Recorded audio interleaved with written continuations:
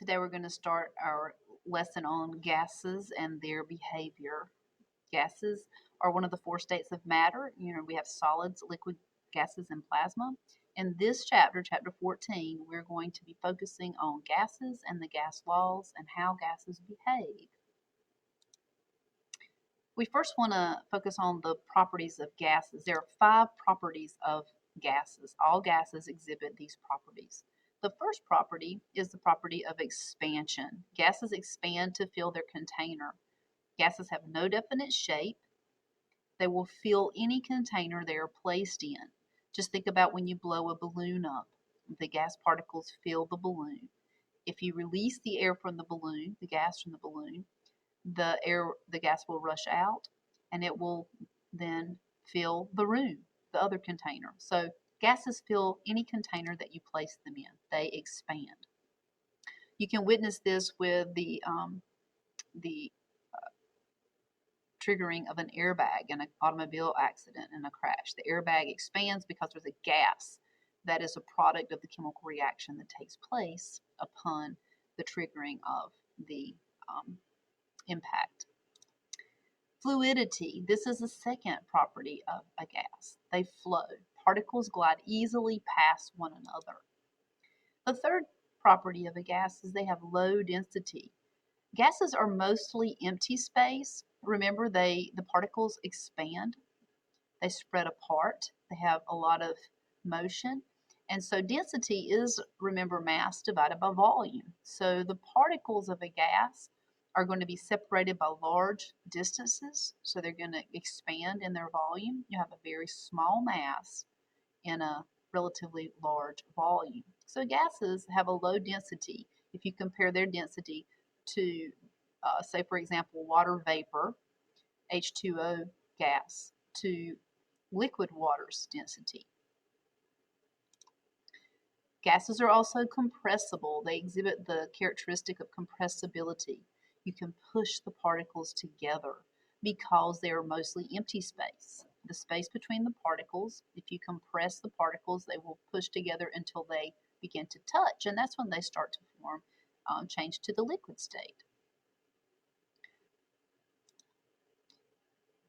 The fifth and final property of a gas is they diffuse. Now, diffusion is defined as when the gas particles spread out and mix with one another without being stirred due to the constant random motion of the gas particles. This is something that we witness, say, for example, if you spray air freshener in a room. The particles will move apart spontaneously. As they move apart, you will begin to smell the aroma of the perfume or the air freshener in maybe even another room as the particles diffuse throughout.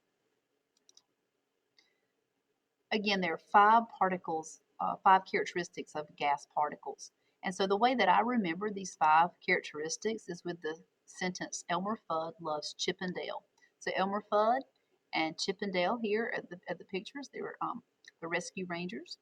Elmer Fudd helps us to remember expansion and fluidity. The L in loves helps us to remember that gases have low density. The C helps us to remember the gases are compressible. And the D is for diffusion. Let's look at a little simulation of gas particles and their properties. The independent gas particles inside a slightly deflated basketball collide with one another and the walls of the basketball, causing pressure. How could you raise the pressure in the ball? You could add more air particles to the ball. As the number of particles increases, so does their number of collisions per second with the wall of the basketball, which first pushes out the walls of the ball and then raises the pressure. You can also alter gas pressure by changing the gas temperature. Warming up the basketball causes the gas particles to move faster.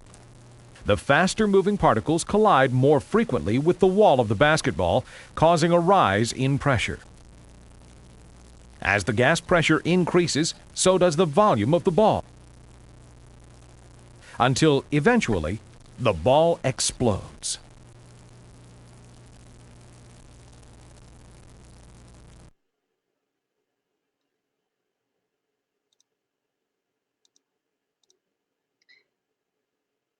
So this concludes our introduction to the properties of gases.